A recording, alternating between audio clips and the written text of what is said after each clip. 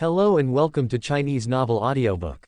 Explore our playlist for more captivating novels, and don't forget to subscribe and hit the notification bell so you never miss a new video.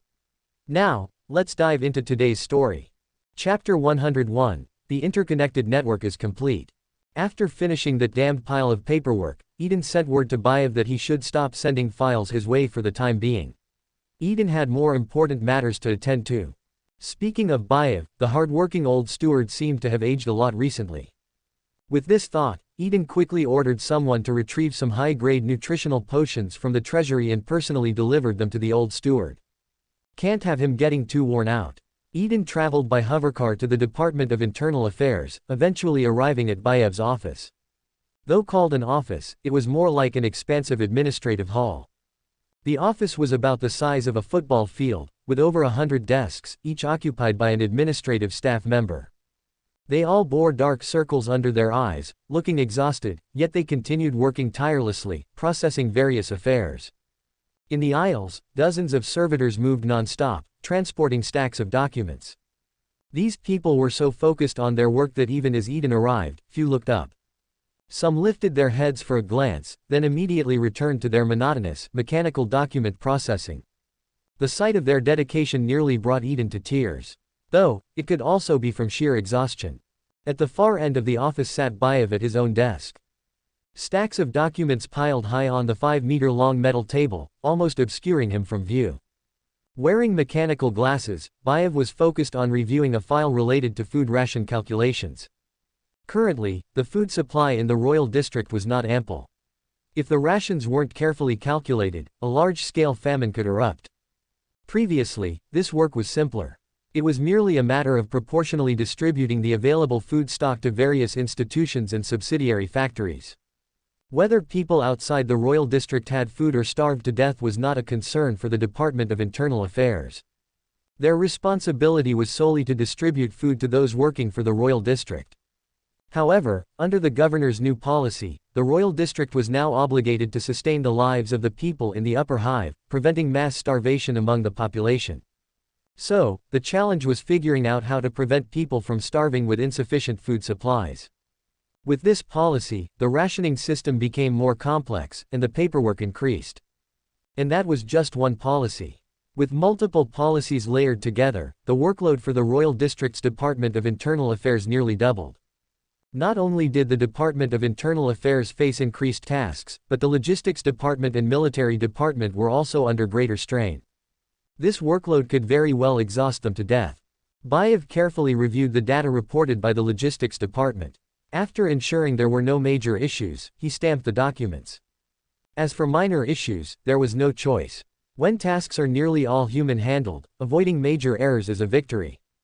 Moreover, none of the departments had the time or resources to reprocess each document meticulously. After all, the flow of administrative affairs continued to build up.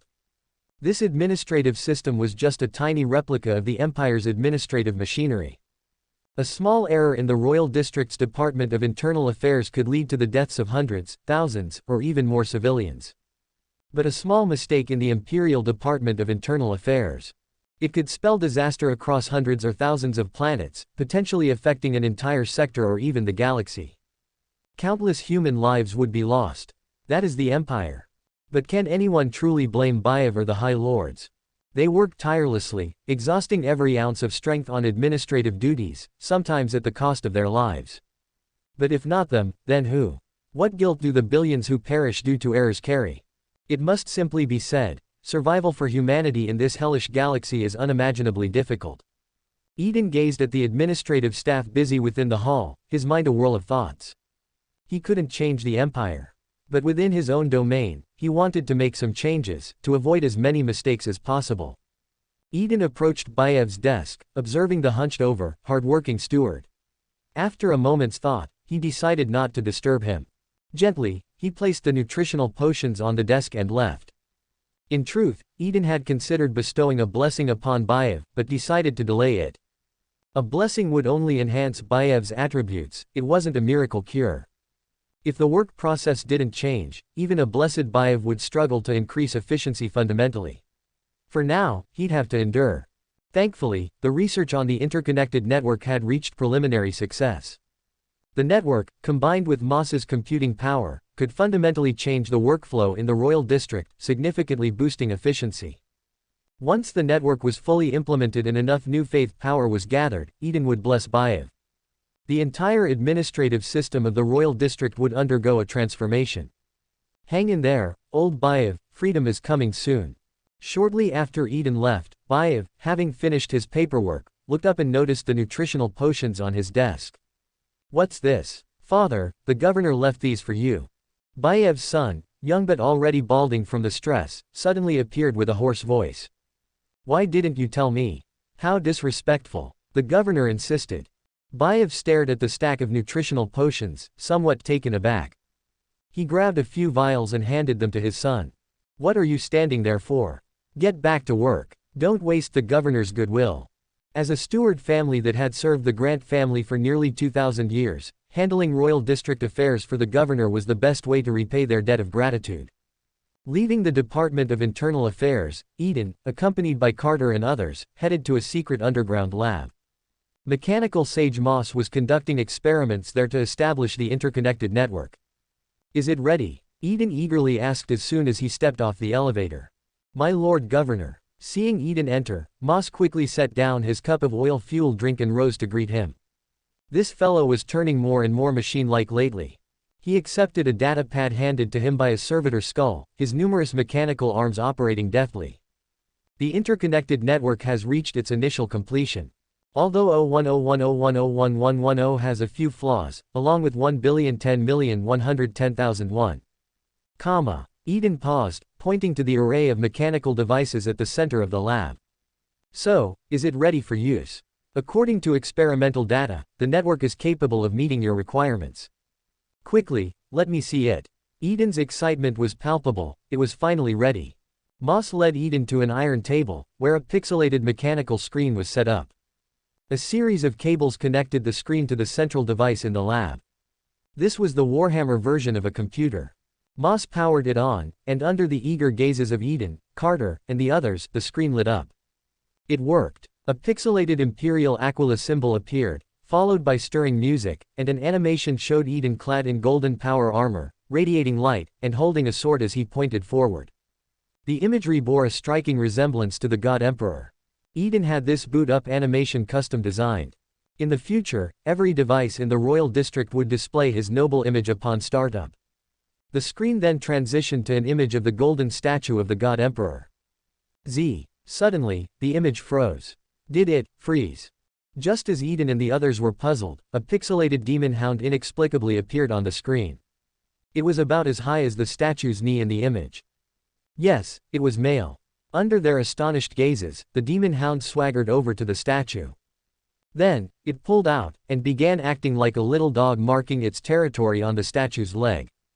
What? Chapter 102, Did it explode? Before anyone could react, the screen underwent another disturbing transformation. A pixelated Slanishi demonette, seductively twisting and posing, approached the statue of the God Emperor, rubbing against it and dancing provocatively under the gaze of several terrifying eyes. Blasphemy. Complete blasphemy. Watching this scene, Carter and the others were utterly stunned. They turned away, not daring to make a sound. They couldn't bear to look, it was truly unbearable. Eden felt a sharp pain in his jaw and cursed, who the hell made this heretical animation? Are they trying to get me in trouble? Moss, however, remained unfazed, merely puzzled. The circuits and data are fine. How could it malfunction like this? It's impossible. Bang, bang. He resorted to his usual repair method, having a mechanical arm bang against the pixelated screen. But it was no use, the screen continued to play the depraved scene. Quick, turn this cursed thing off. Eden shouted, realizing what was happening and urging Moss to shut it down immediately. It seemed the pixelated screen was likely corrupted by some form of chaos energy. Chaos glitch. Or maybe a prank by a chaos god. Could it possibly be the work of that mysterious demon engineer, Vashtor? The name, Vashtor, echoed in whispers through the communicator, scrawled messily in the most maddening of glitch-riddled corners.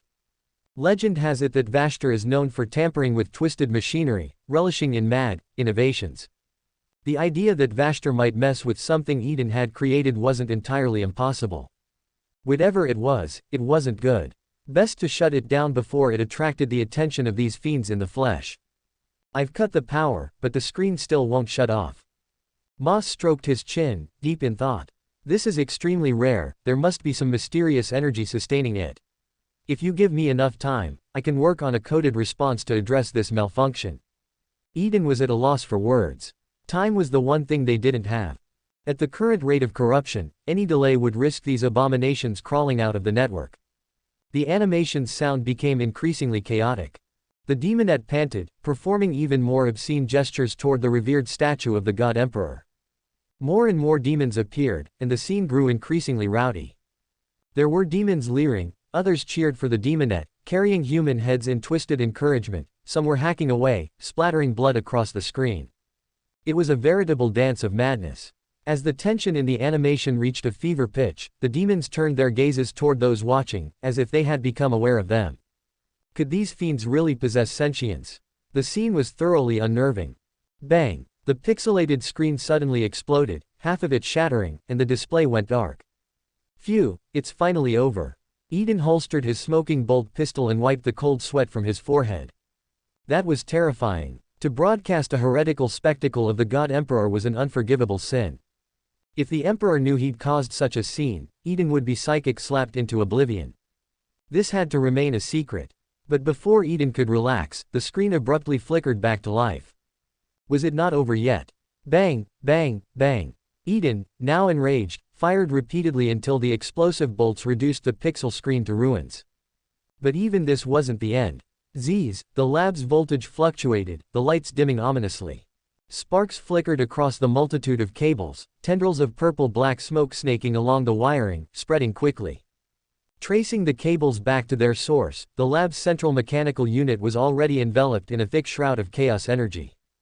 It was running out of control, continuously emitting corrupted information. Fortunately, this main unit wasn't yet connected to the network, confining the influence to the lab. Had it been operational and linked to various institutions and industrial sectors in the Royal District, it could have output chaos data across the entire district in mere moments.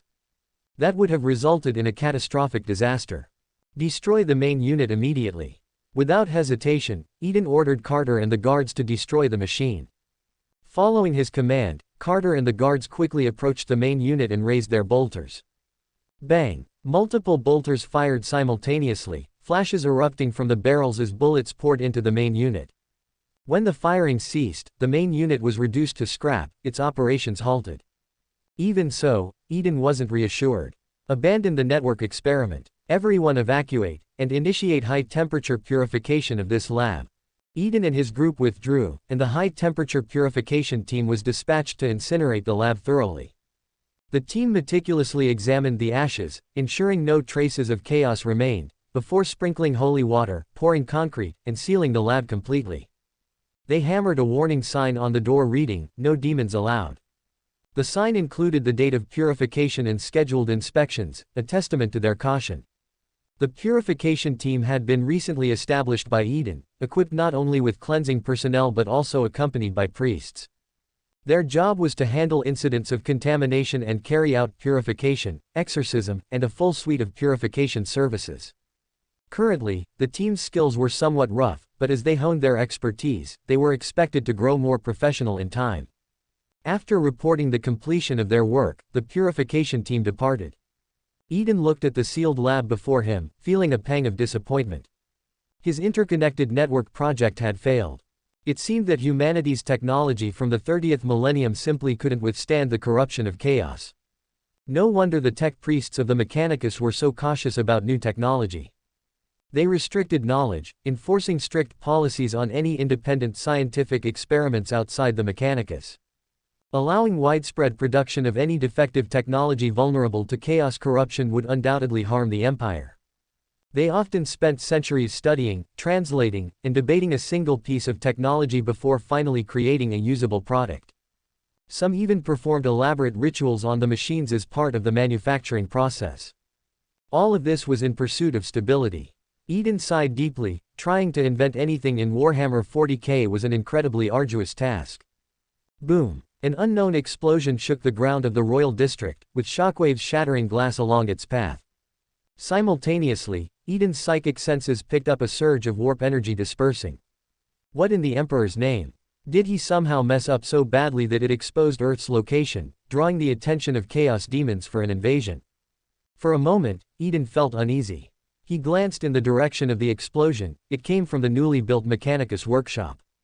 The workshop's owner was none other than the newly appointed tech priest of the royal district, Salii Kal. Considering the Salii family's illustrious traditions, a sense of foreboding welled up in Eden. Could Kal possibly be making an even bigger mess than I am? Chapter 103, The Machine Spirit Link Technology. When Eden arrived, he found the Mechanicus workshop torn apart by the explosion's shockwave. Half of the mechanical structure had been reduced to rubble, billowing thick black smoke. Debris and fragments were scattered everywhere, creating a scene of utter devastation. Even more alarming, remnants of the structure were shrouded in thick warp energy. This energy seemed almost alive, snaking across the surfaces of the machinery, emitting an unsettling glow. In the space above, faint spatial rifts could be seen, thin as hair but exuding a dangerous aura. Beyond those rifts lay the terrifying warp. Eden's psychic senses were highly attuned, allowing him to detect the faint whispers of fear, pain, and despair emanating from the other side of the rifts. Ordinary citizens exposed to such an environment would soon suffer severe mental effects. The demonic whispers would corrode their minds, inducing endless panic, gradually driving them insane or even into mutation. Damn it, Kal, you've gone way too far. Eden felt a throbbing headache as he cursed. What the hell is he trying to do? Blow up the entire royal district? Suppressing his anger, Eden channeled his psychic energy, stored within his psychic core. These energies flowed toward the small warp rifts, like gentle hands smoothing them out, restoring the unstable space to calm. He then used this power to purify the lingering warp energy clinging to the machinery. Soon, the residual warp energy in the area was completely cleared. The crisis was temporarily resolved.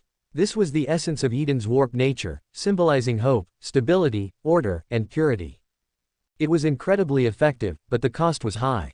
The power of hope was Eden's most precious resource. He could clearly feel that this single act of restoration and purification had cost him a staggering 500,000 points of hope energy. After amassing a total of 1.5 million hope energy points over a long time, this one incident had spent a third of it. His heart ached at the expense. After Eden had dealt with the issue, the rescue team from the logistics department arrived to extinguish the fires and clear the rubble. The purification team stood by, waiting. With the structure still burning, they could skip the incineration process. Soon, they would enter to recite prayers, sprinkle holy water, and perform the exorcisms. Where's Kal? Find that lunatic and bring him here. Eden finally remembered the culprit of this disaster and ordered the rescue team to locate him. He hoped Kal was still alive. After all, Kal was one of only 2 tech priests in the royal district, and there was plenty of work waiting for him. If he was dead, it would be a severe loss for Eden. Shortly, the rescue team dragged out a battered Kal, his mechanical arms twisted, his body charred black, and brought him before Eden. He was alive, barely. The rescue team performed emergency treatment, roughly jamming several healing potions into Kal's body, which revived his breathing. Kal jolted upright, sparks flying from his body. Praise the Omnisaea. I did it. I really did it. He cheered with fervent excitement, clearly thrilled. Kal, the first genius of the Salii family. Smack. Kal took a hard slap, sending another shower of sparks from his body. A genius, huh? Eden grabbed Kal by the collar and pointed toward the smoldering ruins. Explain this, what exactly happened? Governor. Meeting Eden's icy glare, Kal became nervous and fearful. The experiment had a small hiccup, and, exploded. Hearing this, Eden's temper flared. You call this a small hiccup? If you don't give me a reasonable explanation, prepare for judgment. I'll explain, please give me a moment. Kal seemed to remember something, scrambling over to a part of the wreckage and began digging. Father. He dug out a servo skull crafted from his father's remains. The servo skull was charred black, sparking erratically, and one of its mechanical arms swatted Kal across the face. Unbothered, Kal was relieved to see the skull intact, hugging it close. I'm so glad you're okay.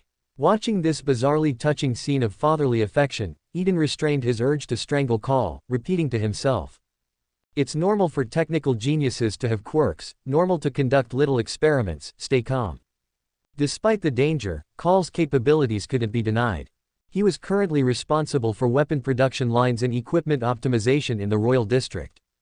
The energy cannons and standard laser rifles previously used were primarily developed under his lead. In short, Call was one of the Royal District's key talents. Eden suddenly realized that among the key figures in the Royal District, there seemed to be few, normal, individuals in the Imperial sense. Sage Moss, a robot masquerading as a tech priest.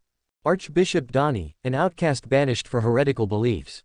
Defense Corps Commander Airy, blessed with extreme luck and rumored immortality. Tech priest Call, a technical heretic whose family was exiled. And Eden himself, the most abnormal of all. A pure-blooded human from the third millennium, raised under compulsory 9-year education. After a lengthy explanation from Call, with Moss interpreting here and there, Eden finally understood what Call was working on and how the explosion happened. Call had been secretly experimenting with a bizarre machine spirit linking technology. This was the culmination of generations of Salii family research, a universal machine spirit link capable of connecting countless machines. If successful, it would surpass the Mechanicus, Cogitator series and the vat-grown bio-brains in both power and versatility.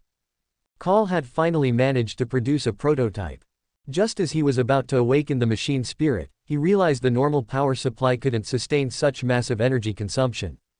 Then he had a brilliant idea. Why not tap into warp energy as the power source? The idea quickly took shape. Fueled by a burst of inspiration, Call built a device to extract warp energy. Fortunately, Call retained some sense, recognizing the dangers involved. He adjusted the power output of the warp extractor, greatly reducing its capacity before testing it. But the moment it was connected, it exploded. Listening to Call's account, Eden's jaw twitched as he muttered internally. Damn, inspiration, probably a gift from Tzeentch himself, you heretic. Luckily, Call had limited the power output, otherwise, he'd likely have blown a rift to the warp right in the Royal District. A few brushes with chaos seemed to be an unfortunate tradition on Earth. After a deep self-reflection, Call promised Eden. My Lord Governor, I swear not to continue this experiment until I perfect the energy supply technology. If I break this promise, I'm ready to face any judgment. No, you must continue. Chapter 104, A Blessing for Call. Call stared at Eden, momentarily stammering. You mean you want me to continue with the experiment? After the severe chaos his last experiment had caused, Call had assumed the governor would permanently ban him from experimenting and impose a harsh punishment. He had already resigned himself to continuing his work in secret as long as he wasn't burned at the stake this time. When the machine spirit link technology was perfected, he could finally show those fools in the Mechanicus what true mechanical artistry looked like. Praise the Omnisaea, for Call would never yield, sacrificing himself for the greatness of technology. But to his shock, the governor was allowing him to proceed with his experiment. That's right. You must continue with your work immediately. Eden's words left Call thoroughly perplexed. Why? There's no time for explanations. Right now, we need people with your talent. Eden warmly clasped Call's hand. You keep working on that machine spirit link, let's see this thing completed as soon as possible. Call had truly surprised him. From what he described, the machine spirit link was essentially an enhanced version of the network, an interconnected system combined with AI, all in one. And since it involved machine spirits, it even had some metaphysical defenses against chaos corruption.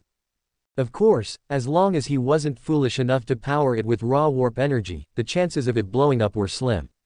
Since the machine spirit link was so advanced, why waste time on a vulnerable network? Supporting Call's research was clearly the better path. Governor, are you deceiving me? Previously, you outright opposed my machine spirit link research, calling it heretical junk. Eden frowned. Did I really say that? Call, still a bit indignant, insisted. I remember clearly. June 14, 4 years ago, at 7:34 a.m., after a minor experiment mishap, you arrived and said those exact words, even banning the Salii family from all experiments. Eden thought for a moment, vaguely recalling the incident. Back then, Call had blown up an entire workshop. Though it hadn't triggered a chaos event, the explosion was far more powerful than this recent one.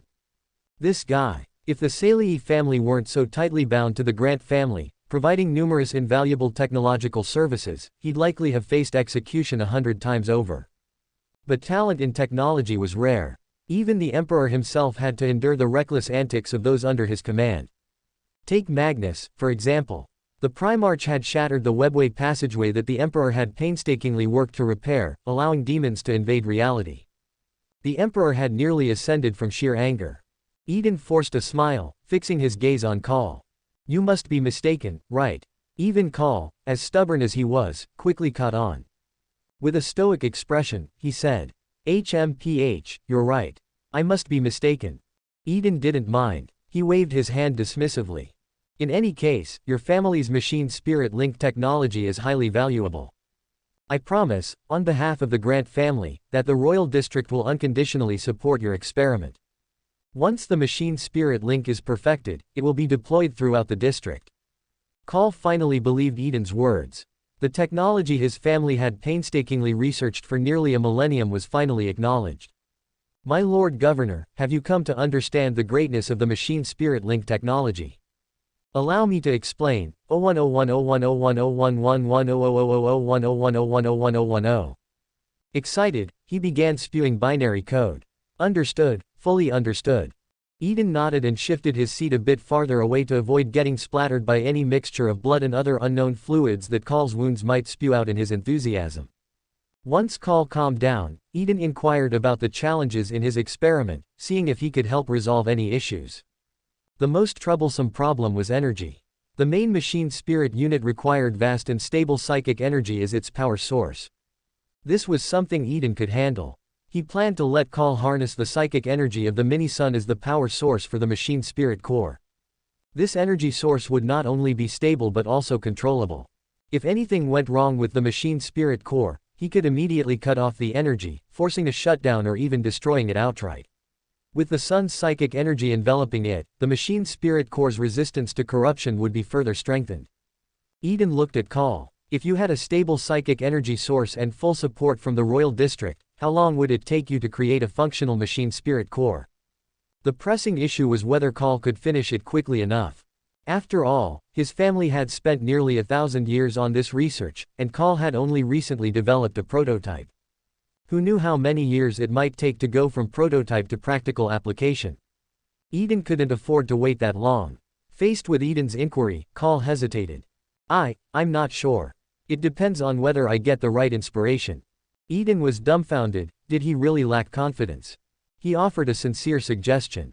If all else fails, maybe seek a bit more inspiration from the changer of ways, Tzeentch. Huh. Call looked horrified. As the child of a tech priest, he knew of Tzeentch. But he didn't even dare mention the name of such a forbidden entity. After all, Tzeentch was one of the Mechanicus' most despised and feared foes. To tech priests, nothing was more abhorrent than having someone tamper with their creations, inserting bugs and backdoors. Why Eden dared to say it, perhaps he was unique, with substantial backing. Seeing Call's nervous expression, Eden reassured him. Just kidding. Take it easy and focus on your research.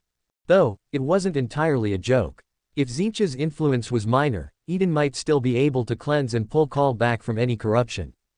Besides, Tzeentch was a true master of technology, genuinely providing the knowledge one might need. Though, of course, with some extras included. For instance, Call's device for extracting warp energy could well have been inspired by Tzeentch, and it worked quite effectively. In fact, it had even helped Eden strengthen the mini-sun's influence on reality. Thank you, Tzeentch, for your technical support. Call wiped the oily sweat from his visor. Such jokes should be kept to a minimum. The great Omnisea would punish such disrespect. Salii Call, will never have any association with that one. Such things are for the traitors of the Dark Mechanicum. All right, I believe you. Eden replied casually. Then he gave Call an ultimatum. The Royal District will meet any of your needs, but this support isn't unconditional. You must show progress within 6 months, or your experiments will be banned again. A little pressure was necessary, otherwise, who knew how long Call might keep tinkering or if he'd come up with some other dangerous idea. As for whether Call could produce a functional machine spirit core, Eden wasn't too worried. Because he planned to bestow a blessing upon Call, enhancing his capabilities. This blessing would be well worth it. In the future, advanced power armor and even starships would require Call's technical expertise. That evening, back at his tower residence, Eden spent 1 million points of hope energy to bless Call. He activated his psychic core, locating the essence of Call's soul, and infused it with the energy from the mini-sun. Inside the Mechanicus workshop, creak, creak. The sound of grinding metal echoed. Call was flipping through a thick technical manual, a mechanical arm scratching his head as he pondered the machine spirit link. Suddenly, a refreshing, invigorating scent of machine oil filled the air. The Mechanicus bell tolled, accompanied by a complex and beautiful binary hymn. In a vision, Call saw the great Omnizeia. Praise the Omnizeia. Chapter 105, is Call turning into a dark Mechanicus. The great Omnizeia had truly blessed him. Call could feel the connections between the synthetic synapses in his skull and his logic pathways growing tighter, his mind more active than ever. And with it came inspiration. An overwhelming flood of inspiration. The surge nearly overloaded Call's circuits, sparks flying from his mechanical parts. Yet he didn't care in the slightest. Call clutched his resting servo skull, Father, beside him, shaking it like an excited child holding a prize. Father, wake up. I've had a breakthrough. I know how to create the ultimate machine to house the strongest machine spirit. The Salii family had suffered immensely in their pursuit of this technology. Call's father had poured his life's work into it, passing away before making any significant progress. He had placed all his hopes in Call, the genius of the Salii family. The servo skull jolted awake, staring blankly at Call. Being a mere machine, it couldn't comprehend the joy of the human before it. Before long, the workshop was filled with smoke, the sounds of clanging metal and sizzling electricity echoing throughout. Meanwhile, in the governor's office at the Spire residence, Eden was reviewing confidential files on the Inquisition. The newly established Inquisition was operating smoothly. Under DeVille's leadership, it had handled dozens of heresy cases, uncovering many hidden cultists. Additionally, several incompetent and corrupt officials had been dealt with. DeVille had become a feared figure in the royal district, a symbol of judgment. Everyone understood that if the Inquisitor came to you, it meant judgment had arrived. The outcome was likely either a bold shell or a place on the pyre. Eden was pleased with DeVille's uncompromising approach, it was exactly what he wanted. Eden himself wasn't particularly strict. But lax discipline often led to incompetence and corruption among officials, and unchecked behavior among the populace could invite chaos corruption. Thus, proper oversight and punishment were necessary to maintain the governor's authority.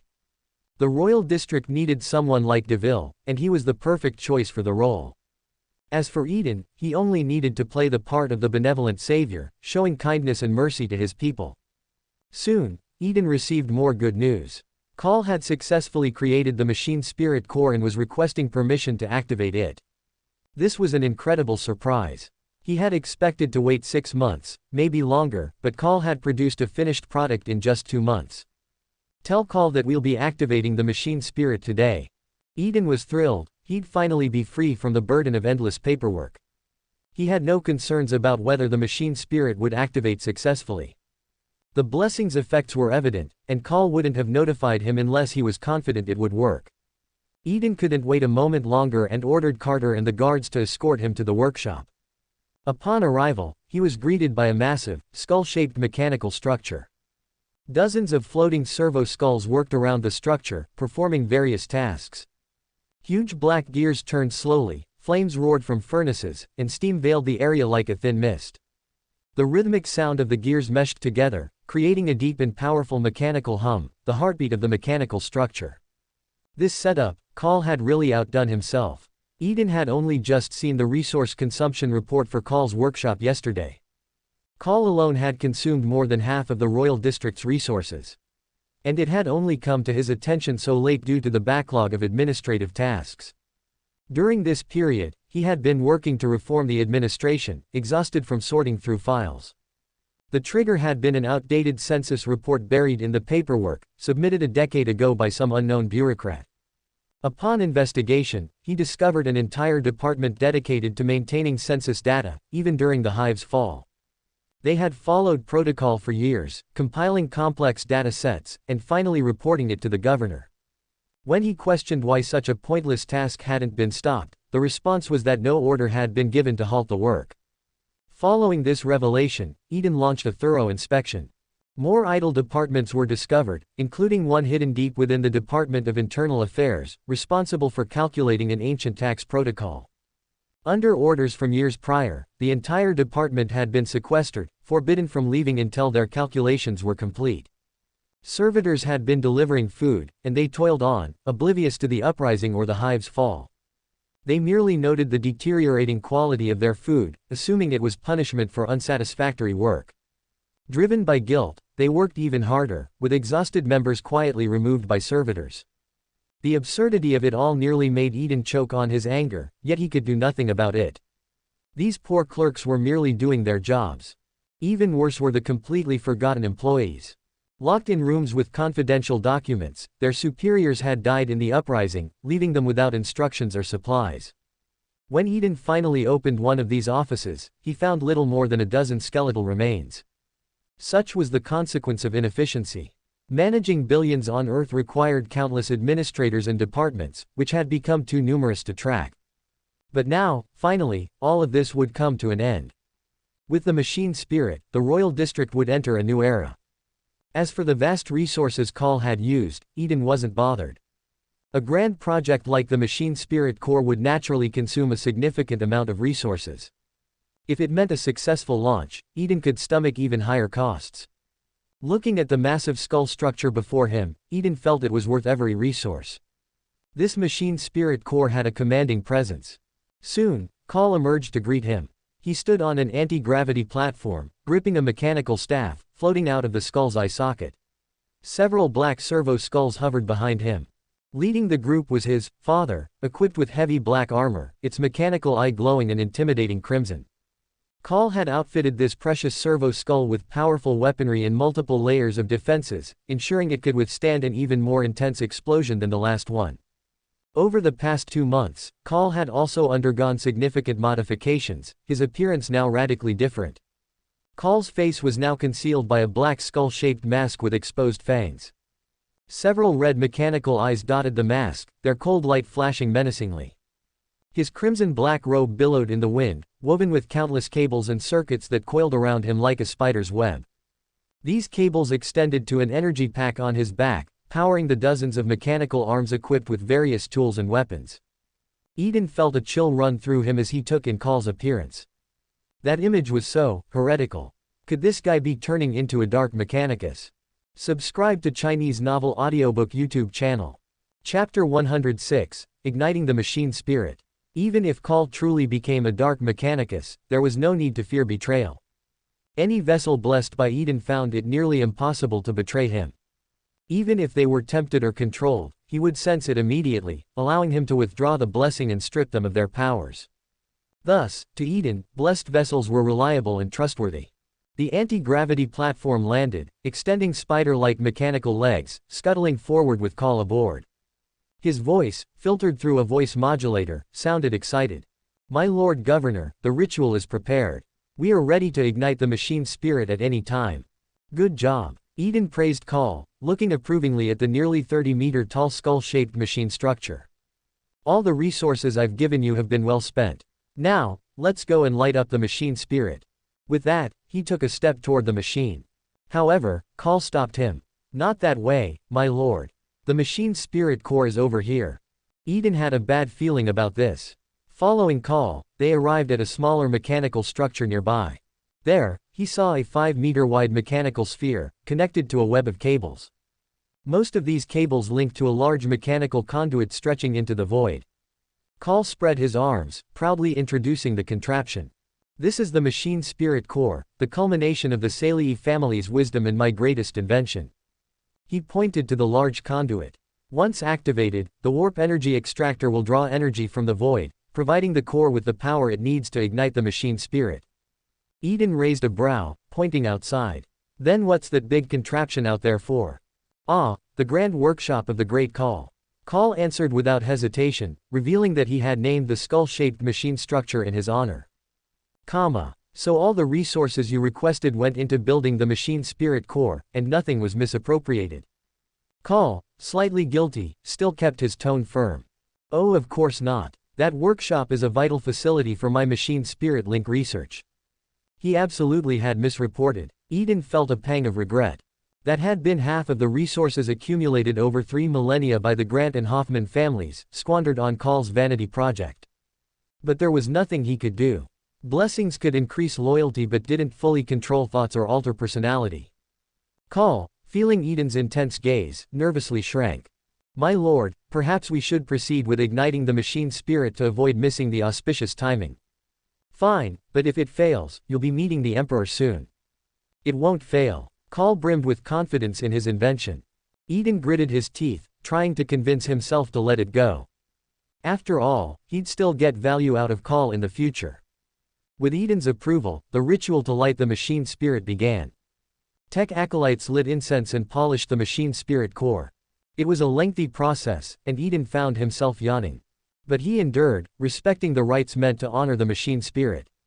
According to Call, the machine spirit already resided within the device, simply awaiting awakening. As the final rites concluded, a deep, resonant chime from the mechanized bell startled Eden back to full alertness. Finally, it was time to awaken the machine spirit. Call busied himself at the control panel while the tech acolytes chanted hymns, hoping to please the machine spirit. With each line of code and input complete, the warp energy extractor activated. The large conduit began pulsing with energy, reaching into the warp. Eden could feel the conduit bridging the void. However, it was not just a random connection to the warp, that would be too dangerous. The conduit was set to connect to the channel Eden had established when he created his psychic core. Simultaneously, Eden's mind delved inward, his consciousness returning to the mini-sun. In a flash, he found himself in the warp, manipulating the mini-sun. The first thing he did upon arriving was to send a psychic message to the Emperor. The message's gist was simple. Your Majesty, it's me, an ally, this thing is mine. He knew he needed to notify the Emperor. It would be rude otherwise, especially since this large conduit was about to intrude into his domain. As usual, Eden received no reply to his psychic message, which he had grown used to. No response meant it was received and approved. If disapproved, well, he'd know. Moments later, ripples appeared in the warp space not far from the mini-sun. It had arrived. The conduit from the warp energy extractor followed the established channel, settling securely in place. Once stabilized, Eden directed the mini-sun's energy into the conduit. The energy flowed into the physical world, providing a constant power source for the machine spirit core. Seeing the conduit running smoothly, Eden couldn't help but marvel. Kudos to Zinch for this tech, impressive. With everything running as expected, Eden's consciousness swiftly returned to the physical world. He was eager to see if the machine spirit core would function as planned. Upon regaining his vision, he saw the core encased in the radiant golden energy of the mini-sun. Golden currents crackled around the machinery. The complex gears of the machine spirit core whirred to life, and the transparent cables surrounding it glowed a brilliant yellow. The tech acolytes chanted their hymns with renewed vigor, their song reaching a crescendo. Eden felt an awareness beginning to stir. Praise the Omnizeia. Call's mechanical arms waved with excitement. The machine spirit has awakened. The Salii family's dream, pursued for nearly 1,000 years, had finally been realized. Call had created the ultimate machine spirit. In his excitement, he tried to communicate with the machine spirit. Hello, I am your creator. Wait, why is the machine spirit displeased? Call was panicked. This was the precious creation of the Salii family, nothing could go wrong. He scratched his head in desperation, wondering where he'd erred. Had he forgotten to light incense? Or had he startled the machine spirit with his enthusiasm? Snatching an incense burner from a tech acolyte, Call leaned toward the core, speaking gently. Dear machine spirit, I am your creator. Forgive my boldness, please. If there's anything you need, just ask. But the machine spirit ignored him. Instead, it addressed Eden, warmly and affectionately. Father. Chapter 107. Connected to the network. Well then, suddenly a father figure. Eden could guess the reason, likely due to the source of energy coursing through the machine spirit being the same as his own. This new, powerful machine spirit had thus recognized him as its father. Under Call's resentful gaze, Eden happily communicated with his new child. He named the newborn machine spirit, Spirit Web, with the nickname Webby. Eden carefully explained Webby's responsibilities, establishing rules and restrictions. The deeper his communication with Webby, the more Eden realized his control was nearly absolute. Webby couldn't refuse any of his commands, even those requiring self-sacrifice. This was good news, meaning Eden could entrust Webby with more autonomy. Once their conversation ended, Eden instructed Call to care for Webby and begin laying the network lines throughout the territory. He quickly returned to the Spire residence, where he needed to plan Spirit Web's development policies with Bayev. After Eden left, Call stood dumbfounded before the machine spirit core. He struggled to accept how the governor had suddenly become the master of the great machine spirit, while the machine spirit showed him little regard. Why? Suddenly, Webby reached out to Call. Mr. Call. The machine spirit had spoken to him. Call's spirit soared as he eagerly approached. Webby, what can I do for you? Can you lay the network lines faster? I want to start working for Father and relieve his burden. Absolutely. Just communicating with the machine spirit was enough to satisfy Call. He rallied his apprentices and worked tirelessly. Within weeks, the network lines connecting the machine spirit core to the rest of the royal district were laid. Eden then instructed Call to develop various Spirit Web-compatible devices, especially Spirit Web computers. Guided by Eden's insights, Call's creativity flourished, quickly producing prototypes of the necessary devices. After successful testing, factories were established to begin mass production. The devices were soon distributed throughout the district.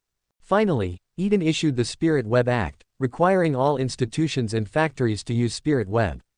With Spirit Web devices illuminating the territory, the age of interconnected networks had dawned. Eden pulled the lever on the mechanical switch, taking a seat in front of a slightly bulky, skull-embellished mechanical screen. It powered up. Triumphant music played as a pixelated startup animation appeared on the screen. The Imperial Aquila flashed by, followed by Eden clad in golden power armor, radiating golden light as he pointed his sword forward, his regal stance illuminated. The words, "All for the governor," echoed in unison. The startup animation faded, and the desktop interface appeared. Eden cheerfully tapped on the mechanical keyboard, navigating with a mouse to handle files. Though the design was a bit different, the feeling was familiar. Over the past 3 months, Eden had overhauled the administration of the royal district, consigning outdated methods to history. Now, every institution and factory in the district operated with Spirit Web equipment. With the vast computational power of Spirit Web, administrative efficiency skyrocketed by more than 100-fold. This surge in productivity revitalized the territory. As a result, Eden gained a massive boost in hope energy. A full 2 million hope energy points. With this newfound energy, Eden immediately blessed Bayev, significantly enhancing his administrative abilities. The blessing took effect swiftly. Bayev effectively managed nearly all government affairs with ease, raising the district's administrative quality even further. Eden couldn't help but think of him as a mini Malkador. Finally, Eden could relax and focus only on major issues, free from the daily grind. The past months had been grueling as Eden juggled endless tasks to keep the royal district on track, barely catching a moment to breathe. Now, he could finally take a breather. Sinking into his chair, Eden savored a sip of Imperial synth-brewed recaf and popped a pastry into his mouth. Ah, bliss. Ding. The inbox alert sounded. Eden opened his email, pulling up a new document. Judging by the emblem, it was a report from the Department of War. And it brought the first good news of the day. According to the report, under Spirit Web's assistance, Captain Airy of the Defense Corps had completed the expansion ahead of schedule. The Defense Corps now numbered 510,300 troops. Moreover, all equipment for the Defense Corps would be ready by the end of the month. This meant the plan to reclaim the Underhive could proceed on schedule. But the next email cast a shadow over Eden's thoughts. It was a report on the progress of scouting the Underhive. Since the victory over the heretic insurgents and the closing off of the Hive's lower levels, all contact with the Underhive had been lost. Nobody knew what had become of it. Without a clear understanding of the Underhive's state, reopening the elevators or gates was out of the question. If insurgents had regrouped or something even more dangerous had taken root, it could spell disaster. Eden had no desire to see the recently reclaimed Hive fall again. The only way into the Underhive, given the current closure, was through the maze-like pipelines, hundreds of kilometers long and more twisted than a labyrinth. These pipes were infested with terrifying mutant creatures and possibly corruption. Making matters worse, the engineers who had built them had long since passed, and the surviving maps were fragmented.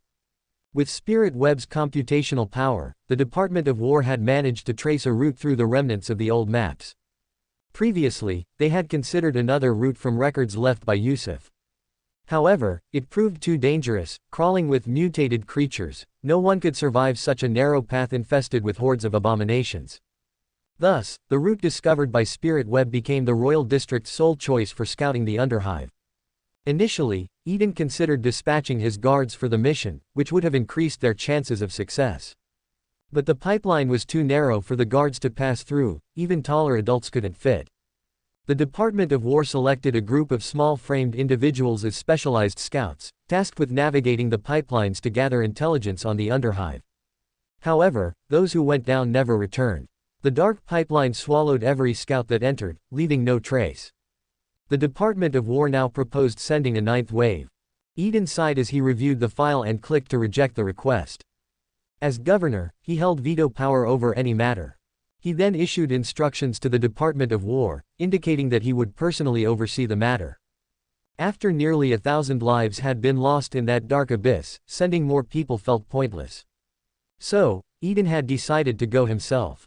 Of course, as governor, he wouldn't take unnecessary risks. He had a safer plan in mind.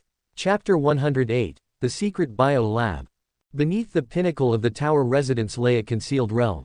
This secretive space was known only to Eden and accessible only with his invitation. Entry was permitted only through a single elevator, and anyone entering unauthorized would be met with deadly force. Passing security verifications, Eden entered the elevator, descending more than 100 levels underground. As he arrived, he stepped into the hidden facility. The area was bathed in red light, lined with intricate mechanical webs and interwoven psychic circuits. After passing through 3 iron gates, Eden finally reached his destination. Before him stood a massive mechanical screen emitting a dim green glow, scrolling through complex streams of code. In the low lighting, a figure with numerous mechanical limbs was working intently at the console, casting a menacing shadow. Eden didn't pause, frowning slightly as he approached. As he drew closer, he saw that the figure was Sage Moss. In the Royal District, there were 2 recognized tech sages, Bio Sage Moss and Dark Mechanicus Sage Call. These 2 were the core of Earth's Mechanicum, though their titles were self-appointed, lacking any official recognition from the main Mechanicum. Moss appeared fully absorbed, several of his mechanical arms moving with a practiced rhythm as he worked. He alternated between adjusting mechanisms and sipping on a mechanical oil beverage, all while inputting lines of code. Suddenly, Moss froze, seemingly in response to a disturbance on the screen. He set down his drink, muttering, "Damn Call has the nerve to insult my drink recipe. He knows nothing. My modified oil is superior." One of Moss's mechanical arms blurred as he typed a rapid sequence. 010101010101010101010101010101010101010101010101. Anyone fluent in binary would have recognized it as a string of rather harsh words. Call countered almost instantly, triggering an even greater irritation in Moss. "That jerk Call muted me. So what if he's the forum admin? I have my alt account." Switching to his secondary account, he resumed his heated exchange. 101 undecillion 10 nonillion 101 octillion 10 septillion 101 sextillion 10 quintillion 101 quadrillion 10 trillion 101 billion 10 million 101,010. This was even worse. Seeing this, Eden's patience wore thin. "Moss, are you slacking off on Webby again?" It was unbelievable how much language Moss had picked up lately. He had clearly been influenced by Call, who, after starting a tech forum on Webby, had set a rather unruly tone. With Call at the helm, Moss and Webby contributed to a forum culture that had captivated members of the Mechanicum, who now spent an increasing amount of time online. Initially, they posted practical guides, such as proper techniques for oiling and polishing machinery, modification essentials, installing practical mechanical arms, Call's guide to appeasing machine spirits, Moss's compendium on crop cultivation. But over time, the forum took on a much different flavor.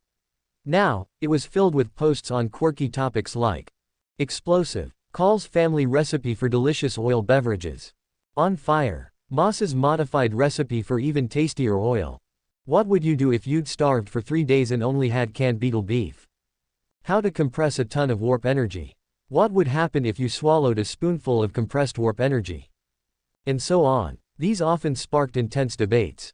The Mechanicum members, now full-fledged internet warriors, began to engage in verbal sparring that significantly affected productivity.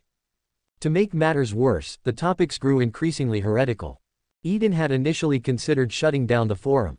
Not even Call's pleading could sway him. But at Webby's request, he reconsidered. His little one wanted companionship, and it wouldn't do to have a disgruntled machine spirit. However, Eden still imposed strict limitations on the forum. Even with the mini-sun's protective energy, discussing excessively heretical topics could attract dangerous attention. Who knew if Tzeentch or some Chaos Mechanicum demon might open a shadowy account to infiltrate? Thus, Webby established a moderation system, removing posts that were overly heretical. And the forum was now limited solely to the Mechanicum, preventing its spread to other sectors. Eden didn't want to imagine internal affairs staff browsing strange images or videos during work hours. Call and the others accepted these changes, and Call even hoped to one day expand the forum to the Mechanicum headquarters. The forum wasn't entirely a nuisance, and Eden himself had recently opened a small alt account to surf the posts occasionally. For translation purposes, Webby handled the language barrier. Confronted with Eden's reprimand, Moss sheepishly admitted his fault. Though he was increasingly like a tech sage, as an intelligent machine, Moss still struggled with lying. "Stop goofing off with Call," Eden said, exasperated. He added, "By the way, have you completed the third batch of clones?" Recently, Moss had been stationed here, researching biological cloning and synthesis. Drawing on the Grant family's centuries of biological knowledge, along with the forbidden knowledge left by Yusuf, Moss was well suited for the task. The experiments succeeded. The clones you requested have been created. For Eden's orders, Moss didn't dare delay or neglect his duties. Eden's frustration eased slightly at this news. He gave a small nod of approval. "Well done. Efficient as always, Bio-Sage of the Royal District. Feel free to unwind occasionally." Eden never withheld praise from diligent subordinates. "Thank you," Moss replied, his electronic voice tinged with pleasure. It was the third time he had heard Eden use the exact words of praise. Eden followed Moss to the lab's innermost section, the cultivation chamber. In the dim red lighting, rows of tanks filled the room. The first row of tanks each held a clone floating in nutrient solution. Each one looked exactly like Eden. Chapter 109, Eden's Doppelganger. Within the secret bio lab, every tank housed a clone of Eden. This project had begun when Eden brought Moss back from the derelict space ark. Now, the experiments had reached near perfection. In the Warhammer 40k universe, creating doppelgangers was standard practice among many powerful figures. The Emperor himself had multiple avatars, and the renowned tech sage Belisarius Cawl was famous for his persona matrix, a layered consciousness far beyond what ordinary beings could comprehend. Call's doppelgangers often said, "Each of us is Belisarius, yet we're not him." Eden had a similar ability to create doppelgangers, though he couldn't match Call's level and couldn't produce fully independent personalities. Instead, he could split his consciousness, multitasking by controlling multiple avatars.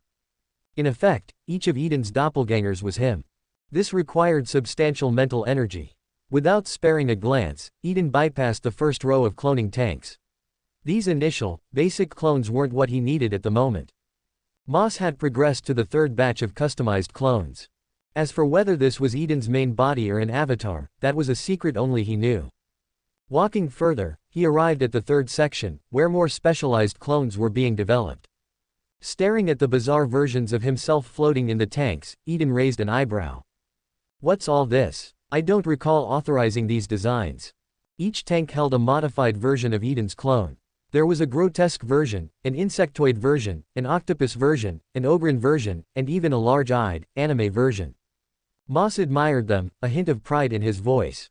"These clones are inspired by ideas I gathered on the tech forum. Don't you think they're wonderful?" Eden glanced at the clones in silence, then nodded, remarking, "You're quite proactive with your research. I appreciate the initiative. Thank you for your praise, my lord." Moss's voice almost quivered with pride. He pointed to a specific tank, eager to show off, "Look at this. My latest masterpiece. Surely, you'll be impressed." Eden squinted at the tank, then looked back at Moss's expectant expression, grinding his teeth. "Who taught you to do this?" Inside the tank floated a female version of Eden, with a shapely figure. Moss blinked, confused. Call suggested it, saying it would earn your praise. Hearing that, Eden chuckled angrily. Of course, it was Call. Immediately, he grabbed his communicator, instructing Webby to mute Call across all his forum accounts. Seeing that he wasn't getting the praise he'd expected, Moss seemed deflated. "Don't think of it that way," Eden reassured him. Gesturing at the female clone, he continued. "It's not a bad design, it's just unnecessary. Destroy this one. As for the others, keep refining them." "Yes, my lord." With renewed enthusiasm, Moss explained that the clones were still in the preliminary stages. With additional samples, he could further enhance them to achieve a viable level. For instance, the insectoid version of Eden. If he could acquire a high-level tyrannid specimen, Moss could merge its genetic traits, creating a clone capable of controlling insects. Such creativity, Eden thought, speechless. Catching a live tyrannid, he'd rather never see one. Still, these clones showed promise. "Let's see the custom model," Eden ordered. Soon, he was led to a specific tank. Inside floated a frail, hunched young man with dark skin, sporting minor mutations, a perfect replica of an underhive dweller. The face bore a faint resemblance to Eden. Holding a datapad, Moss described the enhancements. "As per your specifications, this body has radiation-resistant genes and can withstand high radiation environments. Its lifespan, however, will be short, lasting no more than a day. Special conduits embedded in the bones allow for optimal psyker use." Eden nodded in approval. This clone would enable him to move undetected through the tight tunnels leading to the underhive. At Moss's command, the tank's nutrient solution drained, and the glass casing opened. "All parameters are ready. You can use this body whenever you wish." Stepping forward, Eden placed a hand on the clone's head, initiating the doppelganger process. As he activated his power, he felt his consciousness splitting. Warm energy enveloped the detached fragment of his mind, which then flowed into the clone. As the transfer completed, Eden assumed full control over the new body. The process had cost him 500,000 units of hope energy. Simultaneously controlling multiple bodies created an unusual sensation. His main and doppelganger consciousnesses operated independently yet remained unified. For Eden, it was a manageable strain. The clone's eyes snapped open, and he pulled free from the cords, stepping out of the tank. Stumbling a bit, he began a series of exaggerated movements. Observing, Moss assumed it was some kind of ritual. In reality, Eden was merely doing a set of calisthenics to adjust to the body. Quickly, the clone's movements became fluid, as natural as his own body. Satisfied, Eden equipped his doppelganger with special armor, a cloak, and a small psyker staff. Lifting the staff, the clone focused its powers, generating golden lightning that pulsed menacingly. In full force, the psychic energy would easily devastate everything around it. "Well done, Moss. This body is perfect." Eden nodded approvingly as his clone subdued its power, standing quietly to the side. Leading the clone out of the bio-lab, Eden paused, turning back to Moss. "By the way, your modified oil recipe is far superior to Call's. Well done." Meanwhile, in the tech workshop, Call finished designing the latest sentry mech, tossing the blueprint aside with a grumble. "This is ridiculous. There's always more to do. I need time for my own research." Lately, with Eden assigning him endless weapon design and optimization tasks, he had little time to enjoy browsing the tech forum. Absent-mindedly, Call opened the forum and immediately erupted in anger. Outrageous. There, pinned at the top, was a popular post. "Moss's modified oil recipe is the true original. P.S. Approved by the governor himself." Call seethed, that lying thief Moss, spreading nonsense again. Furious, he clicked on the post, ready to lash out and ban Moss's accounts. Only to find himself blocked. "Who muted all my accounts?" he yelled, distraught. His cries drew Webby's attention. The machine spirit promptly restricted his forum access entirely. "Webby, machine spirit, please, I can't live without the forum." In his workshop, Call's pleas echoed pathetically.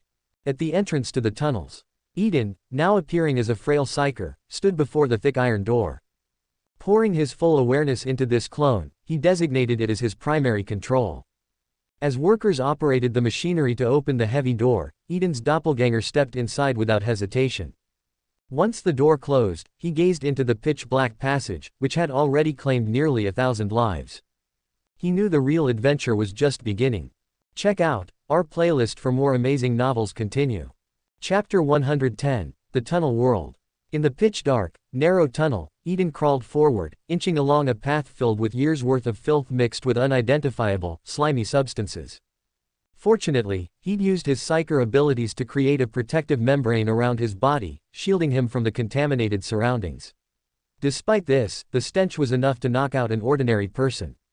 But Eden wasn't ordinary. Anticipating such an environment, he had instructed Moss to strip this custom body of its sense of smell and taste, making this journey easier to bear. After crawling through the damp, confined tunnel for almost 3 hours, Eden finally saw a bright light at the end. Most people would have been overcome with excitement upon seeing such a sign of escape. But Eden stopped, raised his staff, and fired a compressed psyker blast toward the light.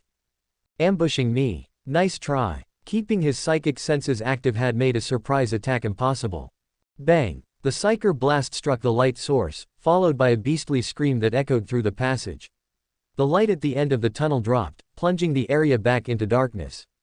Once the screams died away, Eden resumed his crawl, peeking out of the tunnel to survey the scene below. At the base of the passage, he saw the creature that had attempted to ambush him, a mutated beast with tentacles, bearing a glowing organ on its head, much like an anglerfish from the deep sea, using light to lure in its prey. The vast, maze-like tunnels within the hive had long given rise to unique, isolated ecosystems filled with strange and dangerous creatures. According to records from the royal court, over 300 years ago, a maintenance worker had gotten lost in these tunnels and stumbled upon a tribe of mutant humans. These subhumans had lived in the tunnels for centuries, unaware of the outside world. They subsisted on various fungi growing in the sludge and had even developed simple farming techniques. Fortunately, the tribe hadn't lost its language entirely, allowing for basic communication. After the subhumans saved the lost worker, he reciprocated by teaching them basic tool-making skills. The two sides got along well, and the tribe even helped guide the worker back to the surface. But once this was reported, a local officer forced the worker to reveal the tribe's location. The officer led a group of soldiers into the tunnels, massacring the tribe and presenting their heads as proof of cleansing the area from mutants. Eden had come across this story in the archives while researching tunnel routes, finding it both tragic and absurd.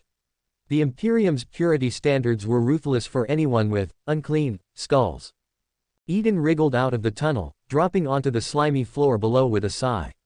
Strewn throughout the sludge were the skeletal remains of dozens of scout soldiers. It seemed the mutated beast had claimed many lives here. However, the majority of scouts had managed to pass through this area safely. The creature likely only attacked when hungry. In such an environment, conserving energy was a matter of survival. As Eden moved past the beast's corpse, the creature suddenly sprang up, tendrils lashing toward him in a last-ditch effort. Caught off guard, Eden reacted with his combat knife, its monomolecular edge slicing cleanly through the beast's head, killing it instantly.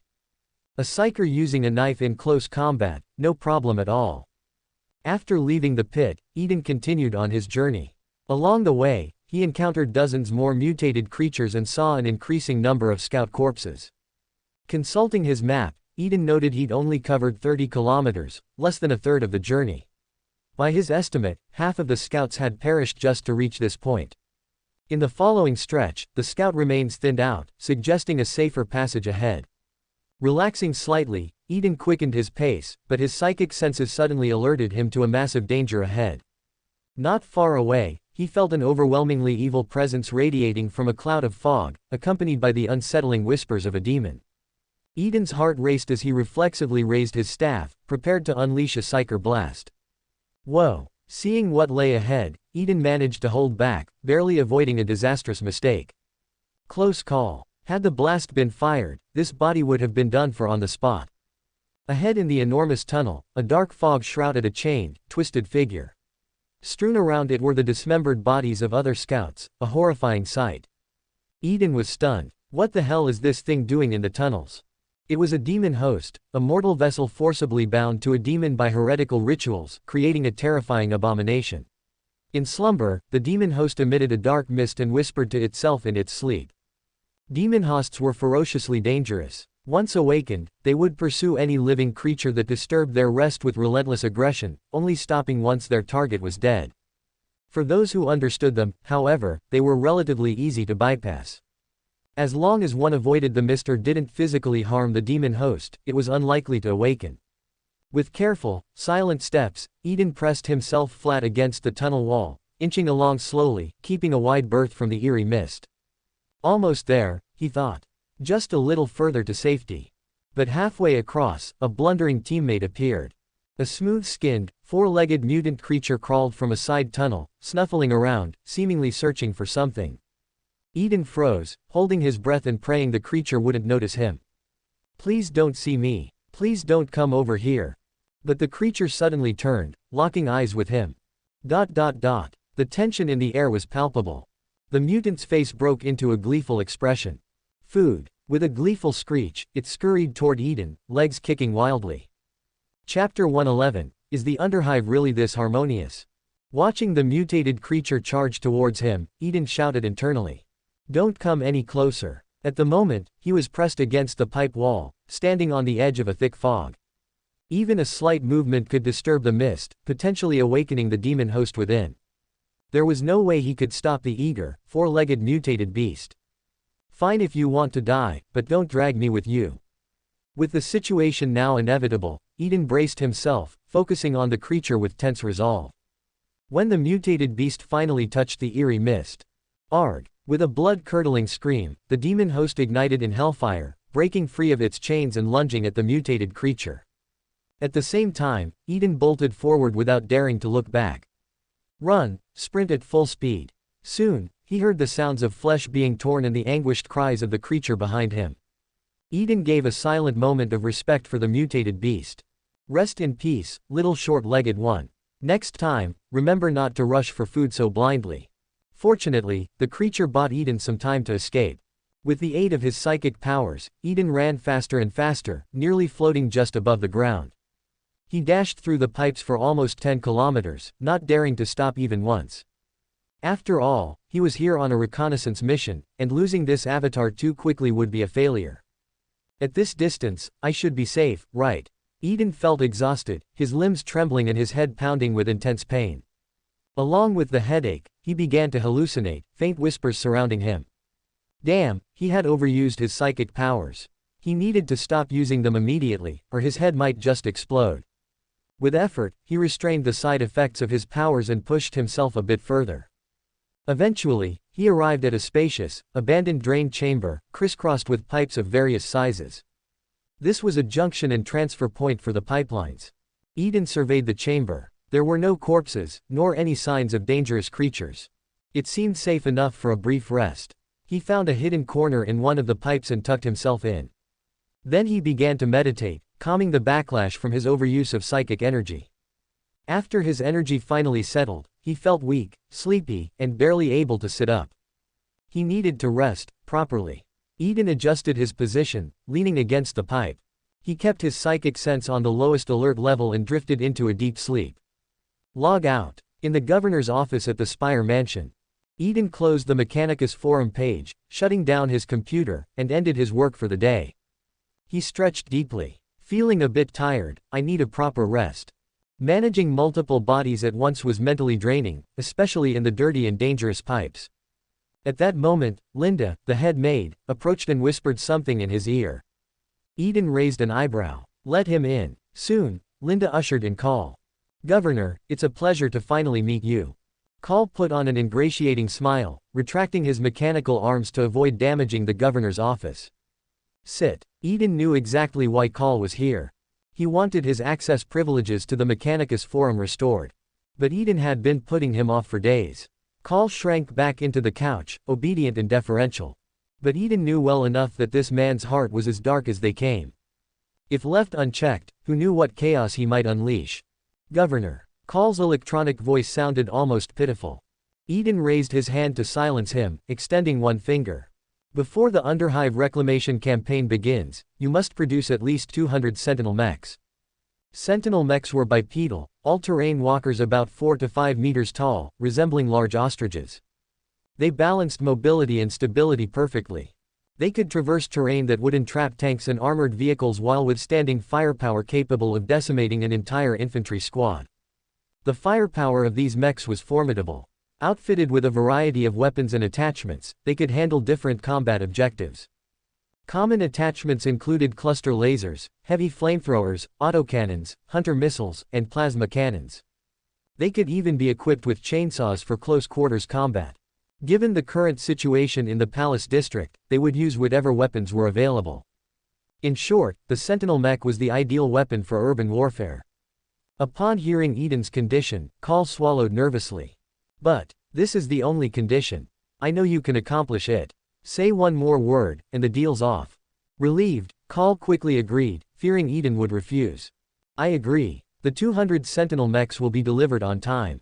One more thing, don't falsify the accounts when building these mechs. The Inquisition will be watching. Of course not. Eden waved his hand, dismissing him. Good. Your network access is restored. You may leave now. No problem. Call stood there, hesitant to leave. Eden glanced at him. Is there something else? Call pointed at the balcony. May I exit from there? It's quicker. He could hardly wait to log back into the network. Go, go. The words had barely left Eden's mouth before Call dashed to the 1,000-meter-high balcony and jumped off. Goodbye, Governor. A dark anti-gravity platform caught him midair, accelerating rapidly toward the Mechanicus workshop. Cough, cough, cough. The thick black smoke from the platform's exhaust made Eden cough uncontrollably. He'd miscalculated, but he wasn't angry. Call was, after all, a true genius, deserving of some leniency. In fact, Eden could have ordered Call to work without question, he had almost no way to resist. The same went for everyone else. But doing so would only make his subordinates resent him. This was the last thing Eden wanted. He had learned from the Emperor's mistakes. He didn't want to repeat them, nor did he wish to lose his humanity. After dealing with Call, Eden headed to the mansion's luxurious bathhouse for a soak and sauna. The latest addition to the Spire mansion, it had a hot spring, pool, bath, and sauna. In the future, he planned to occasionally invite loyal subordinates for some relaxation and bonding time. Afterward, he lay down on a plush chair, enjoying the familiar comfort. Soon, he drifted into a deep sleep. His psychic energy had been drained over the past few days. He didn't know how long he had slept, but suddenly, his psychic sense detected danger. In the pipes, his psychic projection was in trouble. His consciousness immediately focused on the projection. In the sewer junction, Eden's psychic projection jolted awake. He saw a pair of dark green eyes staring at him. Squeak. It was a mutated rat, lunging at him the moment he awoke. But Eden was faster, grabbing and crushing it instantly. When he tossed aside the rat's corpse, he saw countless dark green eyes, almost filling the entire chamber. He finally understood why there were no corpses here. The rats had likely devoured every body that had made it here, leaving nothing behind. Most likely, any scout that reached this place ended up as rat food. Squeak. With the Rat King's howl, the mutated rats surged forward. Eden stood up, gripping his staff, facing the oncoming swarm alone. A rat swarm. Then let's cleanse it. Eden raised his staff, and countless golden psychic sparks surrounded him, radiating outwards for 3 meters. The scattered sparks left charred spots on the ground. With a wave of his hand, he unleashed a burst of psychic energy, incinerating scores of mutated rats. Then, Eden leapt into the swarm, psychic currents flashing around him. The slaughter had begun. Clang! A figure fell from the upper pipe, landing hard in a dimly lit alley. Eden grinned. Phew, finally made it. His burlap cloak was in tatters, his staff nowhere to be seen, making him look like a true Underhive refugee. After days of fleeing and battling countless mutants, he had finally reached the Underhive. Climbing out of the alley, he was surprised to find orderly streets filled with people. This Underhive is actually quite harmonious. Chapter 112, Loyalty. This was Eden's first time in the Underhive. Even in the memories of the original Eden Grant, there was little about the Underhive.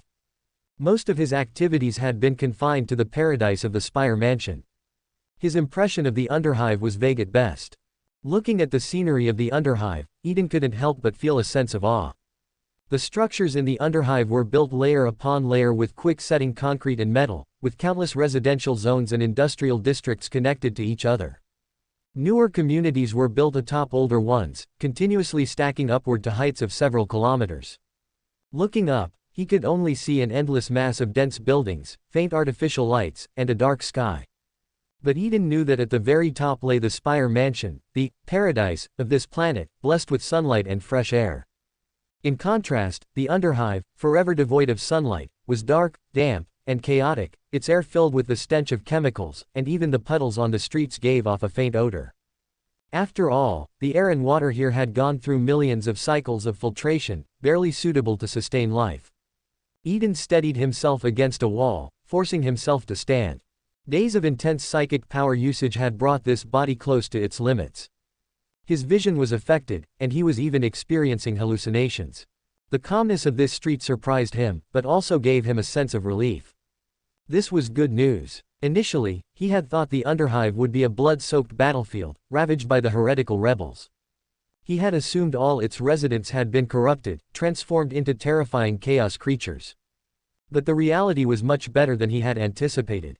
There was a basic order here, with no apparent signs of large-scale warfare. There were no cultists visible, nor was there any sound of gunfire.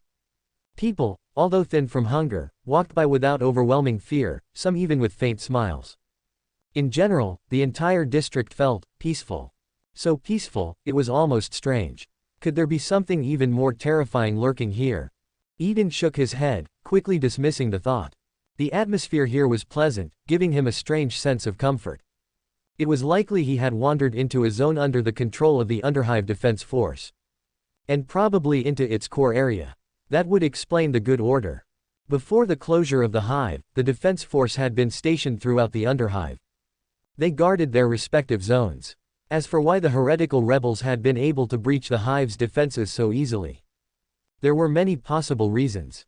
Perhaps the rebel forces had corrupted and gathered too quickly, catching the defense force off guard. Or maybe the defense force had been infiltrated, leading to mass betrayal. This was also one of the reasons why the palace district had resolutely sealed off the hive. To Eden, whether or not the defense force had betrayed them was not crucial. As long as the defense force remained, protecting the people and preventing them from becoming heretical cultists or chaos creatures, it was good news. Because what Eden needed most was population. And defeating rebels was far simpler than dealing with the disgusting chaos entities. Eden squinted his pale eyes, controlling his breathing, and pulled his tattered cloak tightly around himself. He was prepared to blend into the crowd to gather information. According to data from before the rebellion, the total area of the Underhive was nearly 1/10 of a continent, with a population close to 2 billion. As for how many had survived, no one knew. In this situation, gathering intelligence on the factions in the various regions of the Underhive wasn't easy. Only mid to high-level officers and officials of each faction would know such information. So the immediate task was to figure out who was in control here and find someone suitable to gather intelligence from. For a psychic like Eden, manipulating the minds of ordinary people to make them reveal information was a simple matter. Eden entered the district, but after only a few steps, he encountered a problem. His psychic senses instinctively detected danger. Damn, it's the aura of a chaos heretic. He forced his eyes open, looking towards a pipe above the street. It was coming from there. He quickly shouted to the people around him. Scatter. Heretic attack. Upon hearing about the heretic attack, the crowd panicked, scattering in every direction in search of shelter. But it was already too late. Dozens of cultists, marked with blood-red symbols and adorned with various bones, fell from the pipes onto the ground. They quickly scrambled to their feet, screaming as they wielded their weapons, attacking the crowd. In an instant, axes swung, bullets flew. Kill, kill, let the blood flow. A great blood sacrifice. Many civilians who couldn't escape in time were brutally murdered and dismembered. The crowd fled in chaos, and the scene descended into utter bedlam. Eden mustered his strength to form a psychic orb, blowing off the head of the nearest heretic and seizing his firearm to counterattack. He fired a few rounds, killing several heretics. The cultists, realizing someone was fighting back, directed heavy firepower at him, making it difficult for Eden to hold his ground. In his weakened state, he couldn't withstand a direct confrontation. Fortunately, nearby patrols arrived. They quickly engaged the cultists, easing the pressure on Eden. Rat-a-tat-a-tat-a-tat-a. At that moment, a massive figure tumbled from a distant pipe, landing with a thud on the ground. He struggled to rise and roared at the crowd. Wrath descends. As Eden caught sight of the massive cultist, his scalp went numb. The hulking cultist was nearly 2 meters tall, smeared in blood, with human bones embedded in his flesh. Even worse, his body was covered in various wires, and a bomb was embedded in his swollen belly. Now the bomb in his belly was flashing red, the beeping growing faster. Damn, if that thing exploded, it could take out half the street. And his psychic projection would be obliterated instantly. The hulking heretic steadied himself, taking heavy steps towards the crowd. For the Emperor. The soldiers leapt out of their cover, charging forward without hesitation to try to stop the heretic with their own bodies. But they hadn't reached him before other cultists gunned them down. Never retreat. For the Emperor. More soldiers shouted as they charged. Their determination was unwavering, they were the Emperor's most loyal warriors. For him, they were willing to give everything. Eden was deeply moved by this display, overwhelmed with admiration. Such loyalty. For these people, he had to take a risk. The hulking heretic was halfway through the crowd now. Eden braced himself against the wall, enduring the blinding pain in his head, gathering all his psychic power. He raised his hand, focusing on the hulking heretic. The charging heretic froze suddenly, clutching his head and wailing in agony. Eden's psychic energy surged within his brain, pushing it to the breaking point. Die, heretic. Eden clenched his fist. Pop. The heretic's head exploded like a watermelon, blood spurting from his neck. His corpse dropped with a heavy thud, landing right among the cultists. Beep, beep, beep. The cultists hesitated at the sound of the rapid beeping. They glanced at the flashing red light of the bomb inside the fallen giant, cursing aloud. Damn it. Boom. A massive explosion of fire engulfed the cultists. Wake up. Eden's eyes fluttered open, his head throbbing with pain. What happened? Did he just pass out? In his blurred vision, a gentle woman in a veil was looking at him with concern. The Emperor be praised, he's alive. Seeing Eden awake, the woman called out excitedly to someone nearby. Soon, a man who appeared to be an officer approached. He looked at Eden intently, his gaze sharp. Subscribe to Chinese Novel Audiobook YouTube channel. Chapter 113. All is stable, completely stable. Facing the scrutinizing gaze of the officer, Eden felt a slight tension. After all, a mysterious psyker would always arouse suspicion and vigilance. Especially among those loyal to the Emperor. They could very well mistake him for a heretic and burn him at the stake. Dear, don't scare the child. The gentle woman beside him seemed particularly concerned for Eden. Child. Right, Eden realized. This psychic projection of his did look like a young boy. Hearing the woman's words, the officer softened his expression, showing a hint of apology. Sorry about that, I'm too used to military life. Thanks to your warning, we avoided a much bigger disaster. With the officer's response, Eden finally relaxed. It seemed his use of psychic powers hadn't been exposed. He had purposefully attacked from a corner and used subtle psychic techniques rather than overt displays of energy. Besides, with the chaos around him and his youthful appearance, no one was likely to notice. The gentle woman nodded, looking at the officer. Thanks to his warning, I'm alive, otherwise, I wouldn't have seen you again. The officer turned to the woman and advised. With heretic attacks becoming more frequent, it's best if you don't go out as often. But don't worry, soon the Emperor's loyal warriors will launch a counterattack, and those heretics will face justice. Through their conversation, Eden learned that the gentle woman was named Eve, and the officer was her husband, Gallia. It seemed the defense forces had successfully resisted the heretical cults, and they were doing a commendable job. Moreover, these people were extremely loyal. They were as dedicated as the elite forces in the hive. In Eden's memory, the Underhive defense force had never been so resolute. Perhaps the heretical threat had united them. Where are you staying? Gallia interrupted Eden's thoughts, squatting down with a kind tone. I can arrange for someone to take you home. Eden shook his head. The Underhive was vast. He had no idea which part of the hive he was in. Moreover, with this rare opportunity, he hoped to gather more information from Gallia. No way would he leave so easily. This poor child might be homeless. Eve's voice softened as she spoke, she had seen far too many orphans like him. Their families had been killed by heretics, leaving them with nowhere to go. Great Emperor, please deliver your divine justice and cleanse these heretics. With Eve's help, Eden nodded, playing along. Just as he was about to say something, Eve turned to Gallia and suggested. Why don't we take him in? He can keep our little one company. Gallia smiled, nodding. That's a great idea, little Gallia would like him. Seeing her husband's agreement, Eve took Eden's small hand. Would you like to stay with us? Don't worry, I'll take good care of you. Seeing their hopeful expressions, Eden nodded in agreement. Sigh. Though he had achieved his goal, he felt a bit guilty. In the Underhive, providing food for just one more person was no small feat. And they had just met, yet they were willing to trust and help a stranger's child so readily. This couple was exceptionally kind-hearted. Before long, Eve and Gallia brought Eden to their home. The residents of their neighborhood got along harmoniously. People greeted each other, holding their children's hands. It was as if the terrifying heretics and war had not extinguished their hope for life. Eve happily introduced Eden to her neighbors. They showed no hesitation, warmly greeting him and congratulating Gallia on their new family member. One elderly lady, muttering a blessing from the emperor, even snuck him half a block of corpse starch. Eden intended to return it, but the old lady refused. With a gentle smile, she spoke haltingly. Children need to eat more so they can grow strong. Don't refuse this old woman's gift, don't worry, I have plenty to spare.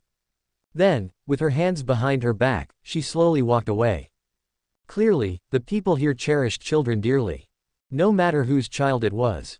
From Eve, Eden learned that this old woman had lost 6 children to battles against the heretics. Eden felt deeply moved by this, these were truly kind-hearted people. It seemed their faith in the emperor had united them. He silently vowed, "Don't worry, I'll soon eradicate the heretics and liberate the entire hive." Soon, Eden arrived at Eve and Gallia's home, becoming a temporary member of the family. Concerned that everyone might be hungry, Eve went to the kitchen to boil water and prepare some food. Gallia stayed in the living room to chat with Eden. Taking advantage of the moment, Eden used his psychic powers to hypnotize Gallia, extracting information from him. Under hypnosis and guided by Eden's questions, Gallia began discussing the situation in the Underhive. From him, Eden learned they were in the HL 1866 residential district of the Underhive.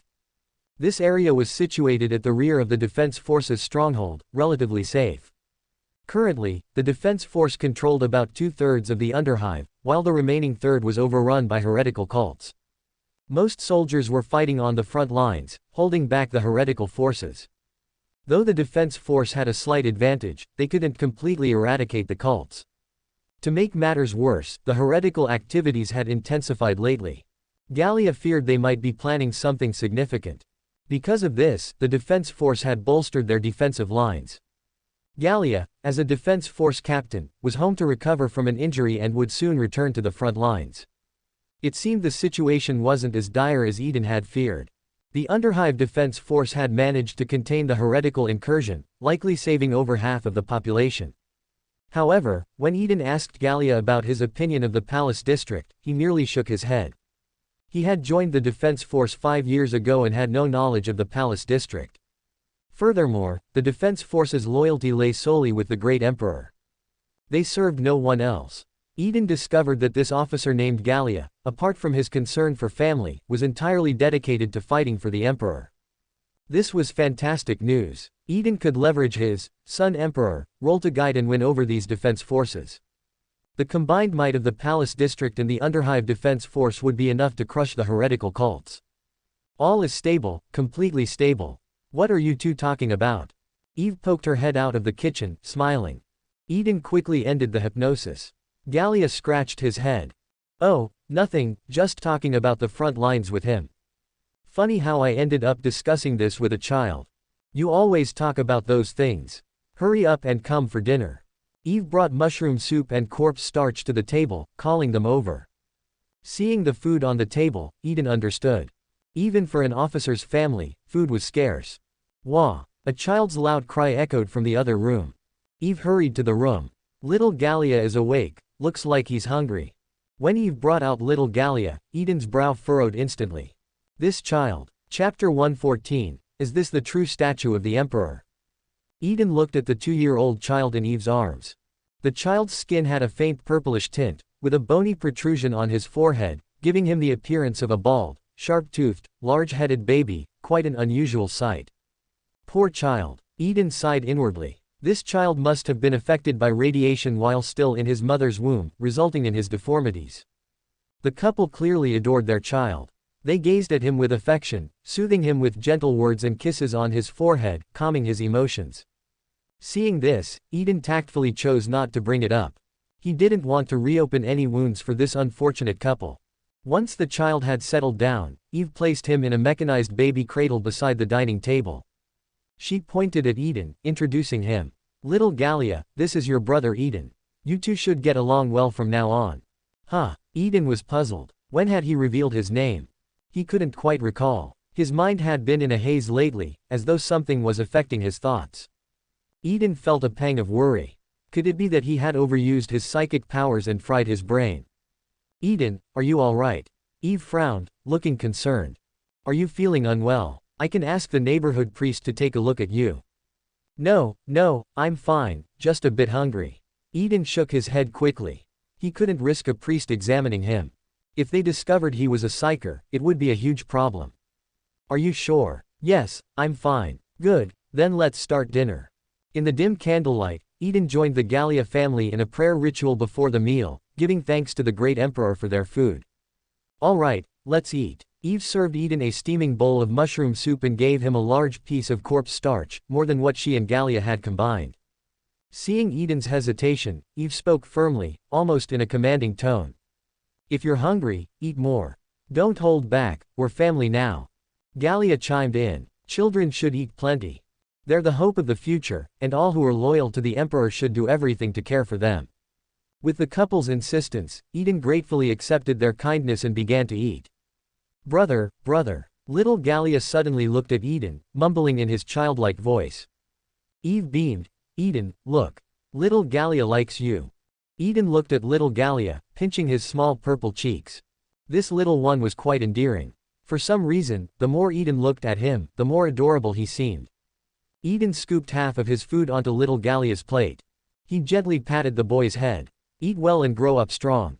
Little Gallia nodded happily. He grabbed his small plate, stuffing all the food into his mouth, his sharp teeth clacking together, making an oddly grating sound.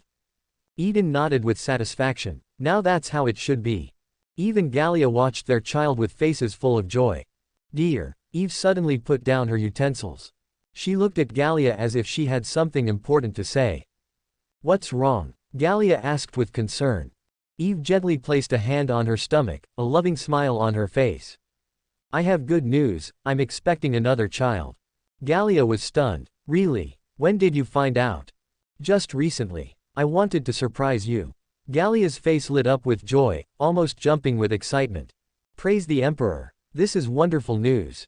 To the Emperor's loyal followers, having more children was a sacred duty and a symbol of family happiness. He had been troubled about only having one child, often teased by his colleagues because of it. In their community, the more children, the better.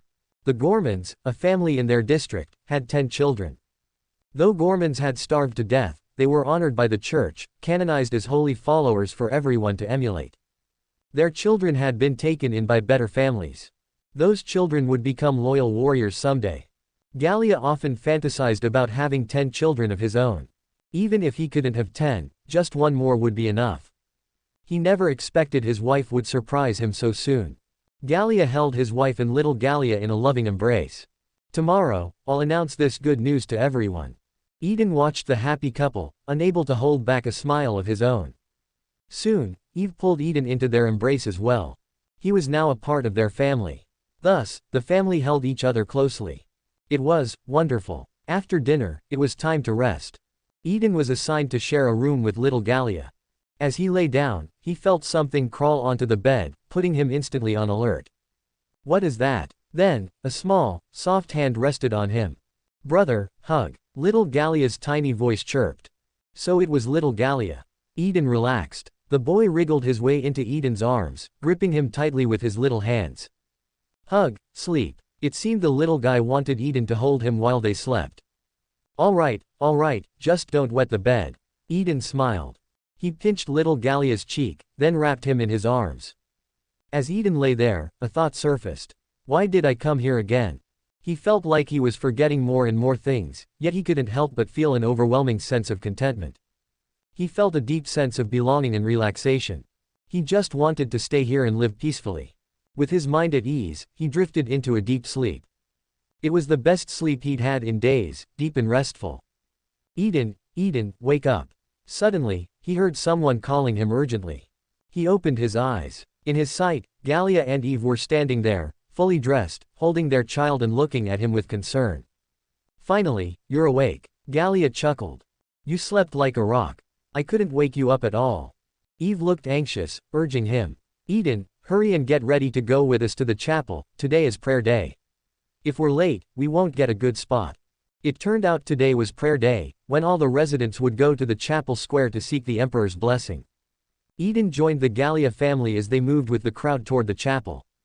Most people held several children's hands, chatting warmly, their faces filled with sincere and joyful smiles. As Eden stepped into the square, he looked at the enormous 50-meter statue of the emperor at its center. The overwhelming aura of sanctity, combined with the sheer visual impact, left him momentarily speechless. Eden felt a conflict in his mind, questioning in astonishment. Is this the true statue of the emperor? In his line of sight, the statue of the emperor loomed above the crowd, with 4 arms. Chapter 115, The Gene Stealer. The prayer ceremony had begun. The square was filled with loyal and fervent believers. They looked devoutly at the 4-armed statue of the emperor, seeking his blessing. Members of the gospel choir were lined up, singing hymns in praise of the emperor. The bishop stood on an anti-gravity pulpit, hovering in the air as he spread the emperor's gospel to the followers. Pray devoutly. The great emperor will hear each of our voices. He will descend from the distant stars to save all our souls. Under his guidance, we will usher in a bright future. His grace will extend to every corner of the universe. Let us follow him with gratitude, sing his praises, and cheer for his glory. Watching this scene, Eden stood there, feeling a strong wave of discomfort. A mental shock hit him, causing a sharp pain in his stomach. As this feeling reached its peak, pop, he broke through a psychic network barrier, regaining his freedom. Where's Eden? Eve opened her eyes after her devout prayer, noticing that Eden was nowhere to be seen. He probably ran off to play somewhere. Gallia, unconcerned, said, "Let's finish praying, we'll look for him afterward." This was the church square, the safest place in the area, so there wouldn't be any danger. Gallia and his family closed their eyes again, resuming their devout prayers. They prayed for the great emperor to descend from the stars and save this world of suffering. Eden hid in a corner, looking at the densely packed crowd in the square. He felt only fear. Most of these people had patches of pale purple skin. They were naturally bald with prominent foreheads, they weren't purely human. Eden finally realized that the underhive had been infected. And the infection came from gene stealers, commonly known as stealers.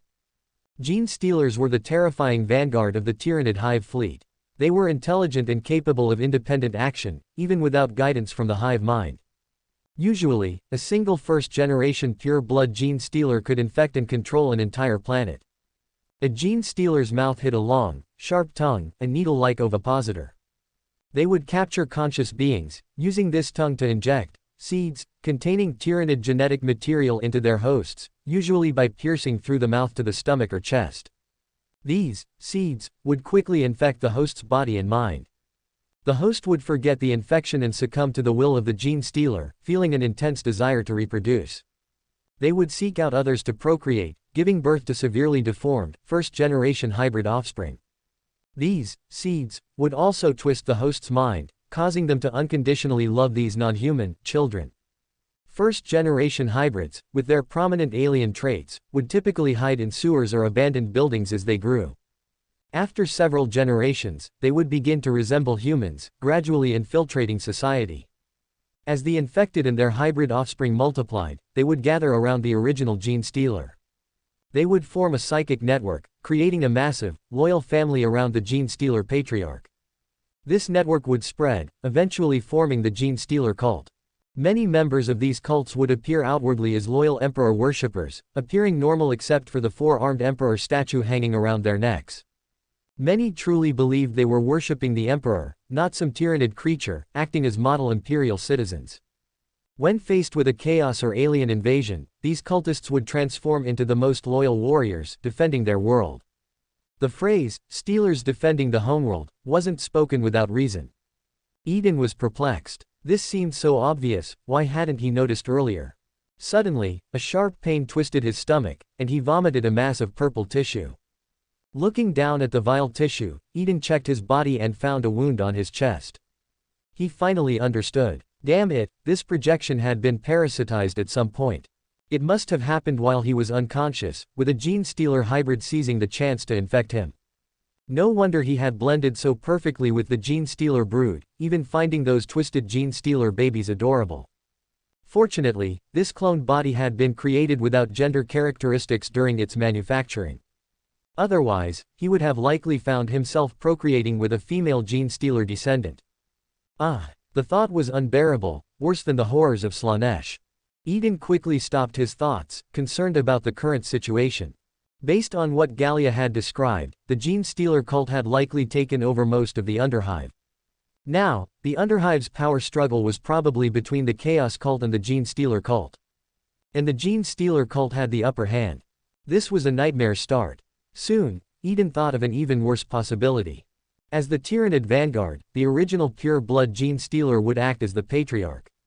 It could control its descendants through the psychic hive network, growing stronger and more intelligent as the cult expanded.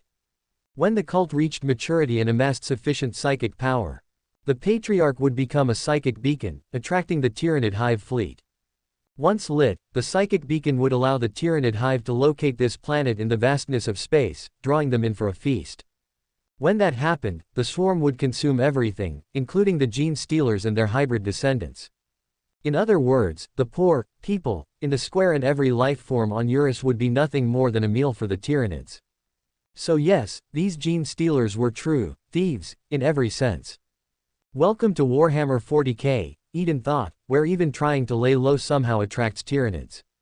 Even the Imperium's main forces struggled against Tyrannid invasions. The urgent task now was to find that hidden Patriarch. But in such a massive and complex Underhive, how could he locate it?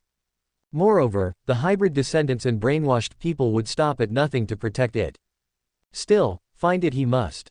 Eden steeled himself. He had a clear understanding of the situation now. The Chaos Cult and the Gene-Stealer cult were at a stalemate, which bought him some time.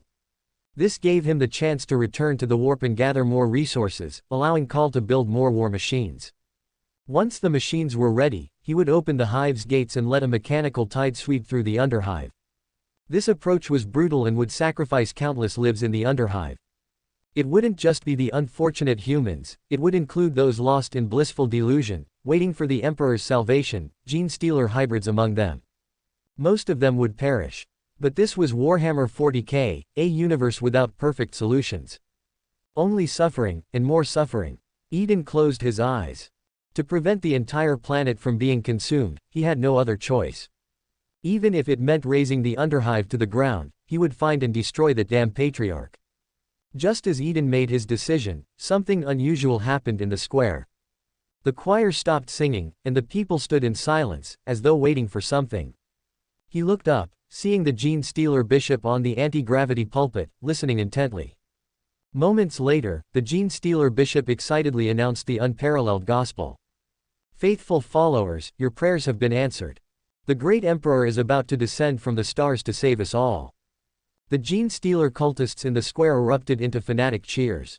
They laughed, wept, and hugged each other in happiness. Praise the Emperor. At that moment, Eden sensed a vast psychic energy emanating from the square, sending a signal into space. The beacon had been lit. Thank you for watching. Continue exploring the fascinating world of Chinese novels with us. Hit that subscribe button on Chinese Novel Audiobook to stay updated with our latest stories. And never miss out on a great listen.